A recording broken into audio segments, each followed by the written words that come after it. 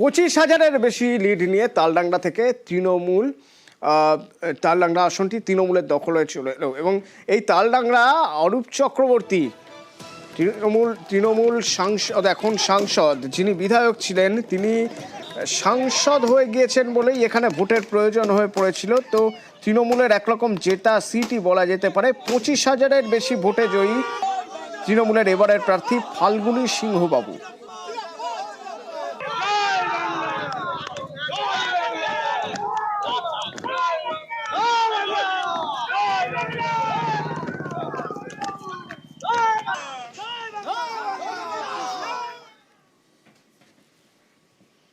এই তালডাংরারই আরেকটা ছবি আপনাদের দেখাবো, যেখানে সুভাষ সরকারকে দেখে চোর চোর স্লোগান উঠল।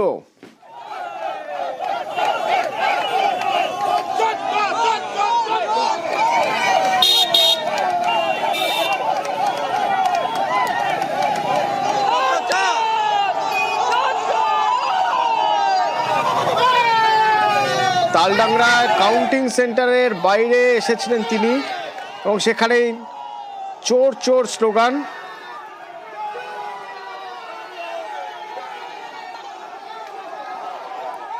দেবব্রত রয়েছেন আমার সহকর্মী এখান থেকে। দেবব্রত, সুভাষ সরকারকে এই চোর চোর স্লোগান কারা দিচ্ছিলেন? একদমই দেখো, সুভাষ সরকার অর্থাৎ বিজেপির কেন্দ্রীয় প্রাক্তন প্রতিমন্ত্রী সুভাষ সরকার যখন এই তালডাংরায় যে বিধানসভা উপনির্বাচনের কাউন্টিং সেন্টার রয়েছে তার পাশ দিয়ে যখন পেরিয়ে যাচ্ছিলেন তার গাড়ি নিয়ে, ঠিক তখনই তৃণমূল কংগ্রেসের কর্মী সমর্থকেরা তার গাড়ি ঘিরে আজকে বিক্ষোভ দেখাতে থাকে এবং চোর চোর স্লোগান দিতে থাকে গো ব্যাক স্লোগান। কারণ তৃণমূল কংগ্রেস যেটা বলছে, কারণ বিগত 5 বছর বাঁকুড়ার এমপি ছিলেন অর্থাৎ সাংসদ ছিলেন এই সুভাষ সরকার। এই কারণে এই 5 বছরে তিনি এলাকায় কোনো উন্নয়ন করেননি এবং বিভিন্ন স্কিমের টাকা তিনি চুরি করেছেন। তাই তাকে ঘিরে তৃণমূল কর্মী সমর্থকেরা চোর চোর স্লোগান দিয়েছেন এবং তাকে গো ব্যাক স্লোগান অর্থাৎ এই কাউন্টিং সেন্টার থেকে বেরিয়ে যাওয়ার জন্য তাকে ঘিরে তুমুল বিক্ষোভ দেখাতে থাকে।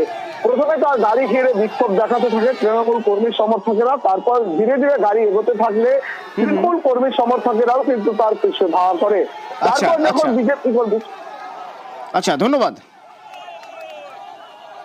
সুভাষবাবু এসেছিলেন, সুভাষবাবু উন্নয়ন যে 5 বছর সাংসদ ছিলেন, আমাদের এখানে একটা ইটের কাজ করেনি, একটা ইট পর্যন্ত লাগায়নি। তার জন্য উনাকে চোর বলছে। এখানে চলবে না, সিমলা বলে সুভাষ সরকার আমার এখানে ঠাঁই পাবে না। তৃণমূল দলটাই তো এরকম, ওরা কি গণতন্ত্রকে মানে নাকি? আরে অসভ্য ছোট লোক, যারা চোর হয় তারাই তো এরকম। ওদের কত চোরের লিস্ট দেবো? ওদের সাংসদ থেকে আরম্ভ করে প্রত্যেকটা লোক চোর। আর যত সিপিএম এর চোর গুলোকে তো সব নিয়েছে। এই যে ফাল্গুনী বাবু যে দাঁড়িয়েছে, তো ফাল্গুনী বাবু তো এর আগে সিপিএম করতো, ওর বাবা সিপিএম করতো।